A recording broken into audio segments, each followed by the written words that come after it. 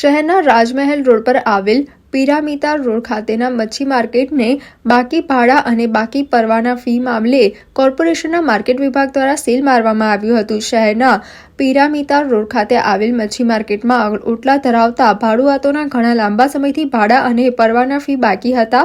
પાલિકાના માર્કેટ શાખાના superintendent doctor વિજય પંચાલ દ્વારા આ મામલે અહીંના વેપારીઓને નોટિસ બજાવી ભાડું ચૂકતે કરવા અને પરવાના ફી તાત્કાલિક ભરવા જાણ કરવામાં આવી હતી। અંદાજે 20 વર્ષથી તેઓના બાકી ભાડા અને પરવાના ફી મામલે જ્યારે પાલિકા તંત્ર નોટિસ પાઠવે ત્યારે વેપારીઓ 1-2 મહિના ભાડા ભરી જતા હતા, પરંતુ ત્યારબાદ વારંવાર ભાડા બાકી નીકળતા હતા। અંતિમ નોટિસ આપવા છતાં અહીંના વેપારીઓએ ભાડું ન ભરતા આખરે આજે પાલિકાના માર્કેટ સુપ્રિન્ટેન્ડન્ટ ડોક્ટર વિજય પંચાલે દબાણ શાખા અને રાવપુરા પોલીસ સ્ટેશનના સ્ટાફને સાથે રાખીને મચ્છી માર્કેટ સીલ કરી કાર્યવાહી કરી હતી।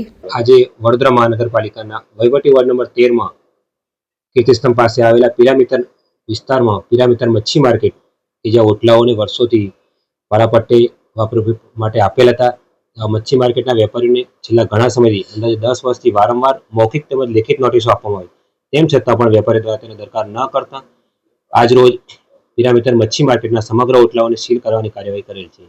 કેટલા ઓટલા હતા અને પોલીસ બંદોબસ્ત લીધો કેમ? આજે વડોદરા મહાનગરપાલિકાના દબાણ શાખા તેમજ રાવપુરા પોલીસ સ્ટેશનના બંદોબસ્ત સ્ટાફ મેળવી અને સીલ કરવાની કાર્યવાહી હતી અને પિરામિતર મચ્છી માર્કેટમાં અંદાજે 10 જેટલા ઓટલાઓ હતા।